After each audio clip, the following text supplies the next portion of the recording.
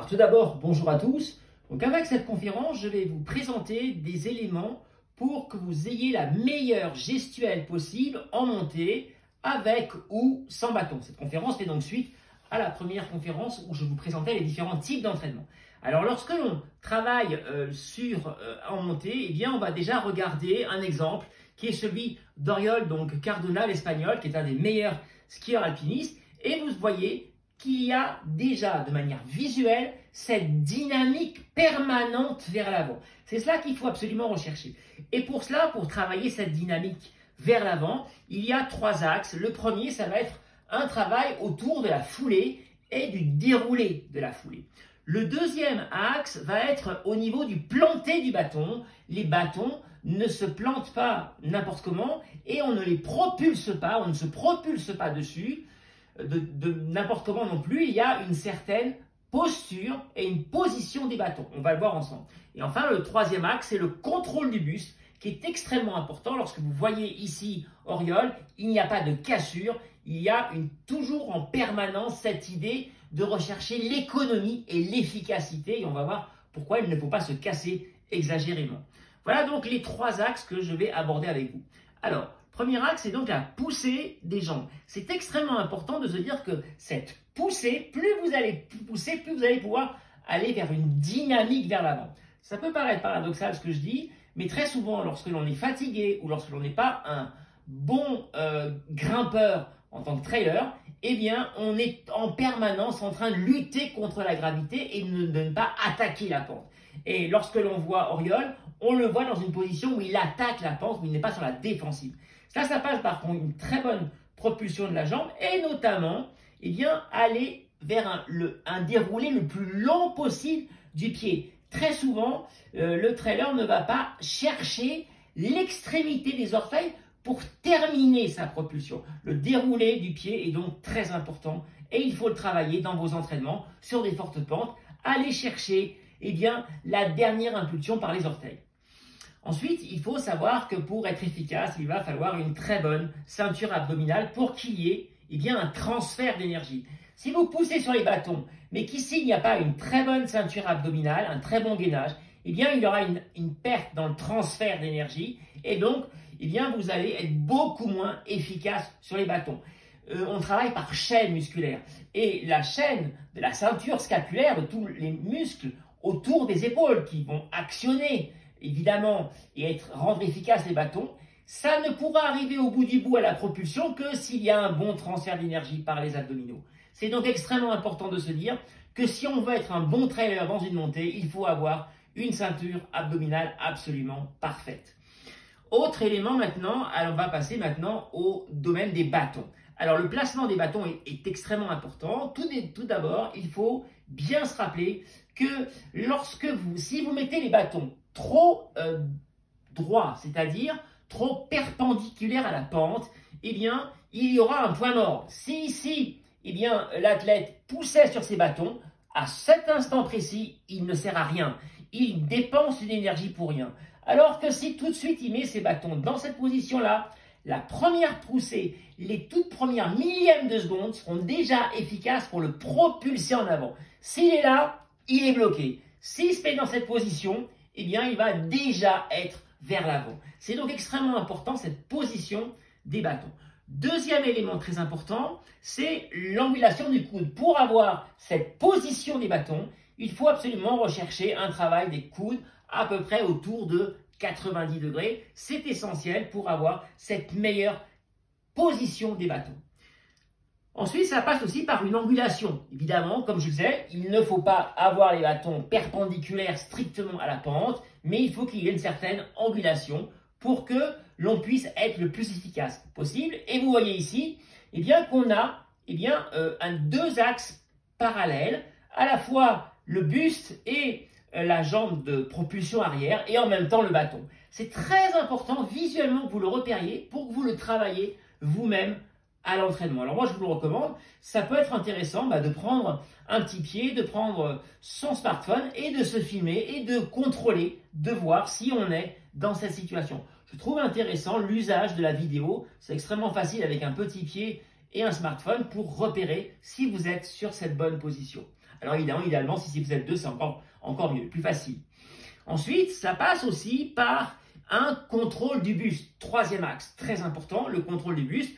Vous voyez ici, eh bien, le buste ne se casse pas. Il n'a pas une position complètement écrasée vers le sol. Il garde une ouverture au niveau de la cage thoracique, ce qui lui permettra d'avoir une poussée également complète au niveau du bras arrière. C'est très important de vous dire que, en même temps que la position du buste, il faut également penser à pousser le plus possible, à exploiter aussi le plus possible ses bâtons.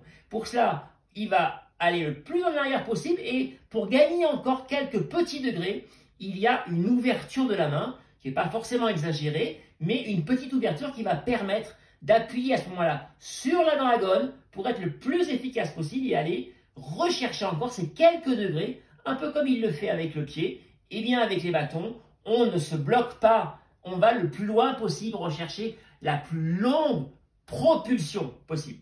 Il y a donc deux éléments importants, le contrôle du buste et en même temps la poussée complète du bras arrière. Alors, on le voit ici, hein, ouverture de la main et la dragonne qui est parfaitement ajustée, c'est important. Je vous la montre ici en grand. C'est très important lorsque vous utilisez des bâtons.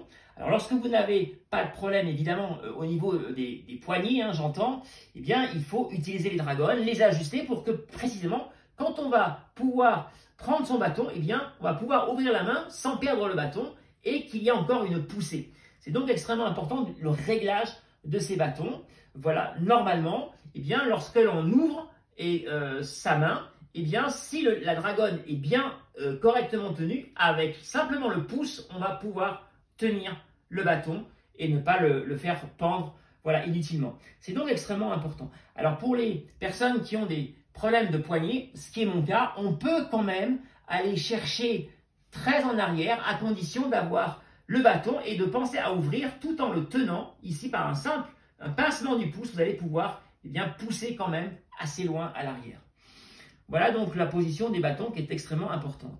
Alors, on va revoir ici maintenant une autre donnée.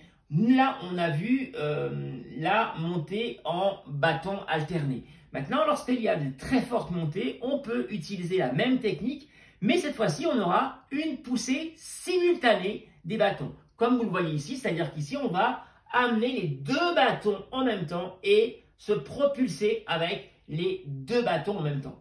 Voilà ici un autre exemple. Alors, attention sur cette situation-là aussi de la poussée simultanée. C'est extrêmement important parce que le défaut majeur, c'est celui-là. C'est-à-dire qu'on est un peu pris par son élan et on va aller mettre ses bâtons en avant et donc se bloquer. Parce que cette traileuse-là, quand elle va poser ses bâtons, eh bien, il y aura un point mort, pire que ça, un blocage.